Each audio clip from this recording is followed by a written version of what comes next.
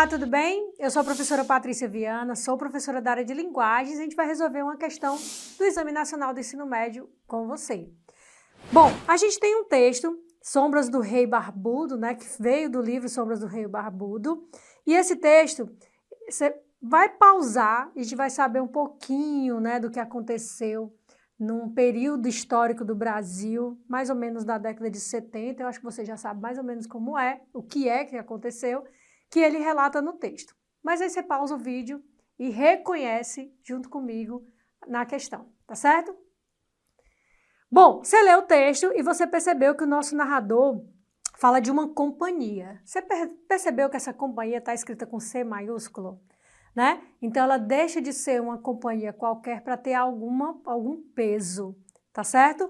Esse C maiúsculo é o nome dado a essa entidade, a esse governo, vou chamar logo de governo, porque a gente sabe que é esse o contexto, tá certo? E aí ele começa, eu não vou ler o texto, porque você já leu, mas eu vou ler algumas informações importantes para que a gente possa resolver a questão. Ó, enquanto estivermos entretidos com os urubus, grave aí, urubus, outras coisas andaram acontecendo na cidade. A companhia baixou novas proibições. Opa, qual é o pressuposto? Já havia proibições anteriores e essa companhia baixa novas proibições que para o autor aqui são bobocas. E aí ele coloca, ninguém podia cuspir para cima, nem carregar água em jaca, nem tapar o sol com a peneira. Parece brincadeira, né?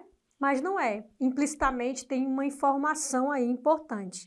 Ou seja, a companhia começou a proibir algumas coisas simples do cotidiano desses moradores, tá certo? Ó, e não confiando na proibição só, nem na força dos castigos, a companhia castigava quem de alguma forma não coadunasse, não respeitasse as proibições. Que eram rigorosas, a companhia ainda mandou fincar cacos de garrafa nos muros.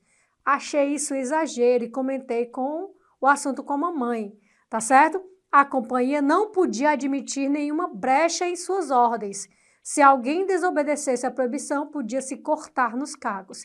Se alguém conseguisse pular um muro quebrado, o corte de alguns cacos ou jogando um couro por cima era apanhado pela proibição em nhoque, certo? O que a gente percebe? Que essa companhia tratava, de alguma forma, as pessoas a ferro e fogo, tá certo? Quem desobedecesse às ordens tinha consequências. A gente está aqui, ó, numa década de 1970. O que a gente tinha no Brasil em 1970? Tá certo?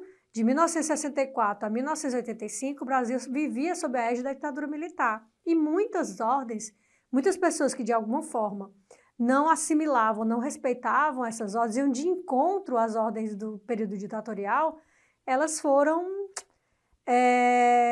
mortas, presas, espancadas, enfim, tá certo? Vamos para a questão.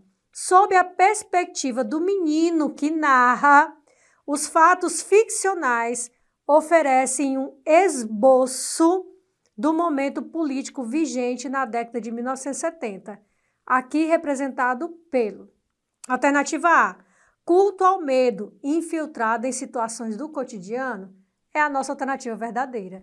Você percebeu que eu li pontos especificamente do texto em que ele trabalha com esse culto ao medo. Se você não fizer isso, vai ter consequência.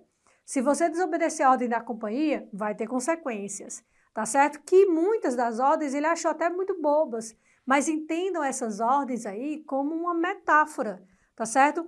O direito de ir e vir é algo que já pertence a gente. Se isso é proibido, é algo simples no nosso contexto, mas é necessário para a gente, certo? Então, a gente podia sofrer retaliação, sofrer consequências. Então, a alternativa verdadeira é a alternativa A. Vamos conhecer as outras questões e saber por que elas não contemplam o comando, tá certo? Alternativa B. Sentimento de dúvida quanto à veracidade das informações. Será que o menino narrador tem dúvida do que ele está dizendo? Não, porque ele está vivendo, né? Ele está vivendo tudo aquilo ali. Não tem nenhum verbo no texto, por exemplo, que dê essa ideia de dúvida, de possibilidade, tá certo? Os verbos não necessariamente estão num pretérito imperfeito para dizer que há uma possibilidade, ok? Alternativa B, falsa. Alternativa C, ambiente de sonho, delineado por imagens perturbadoras. Gente, no texto o menino narra algo que ele está vivendo.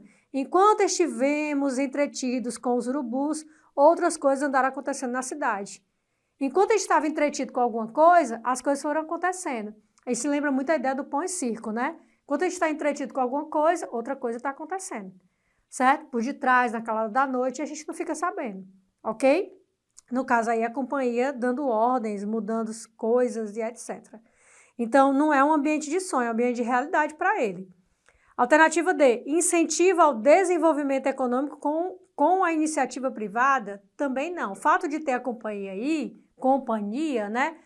Ele não diz necessariamente que é uma indústria, uma empresa privada, não necessariamente. O que a gente entende é como se fosse estar mandando ordem no dia a dia das pessoas, daquele espaço, é como se fosse um governo, ok?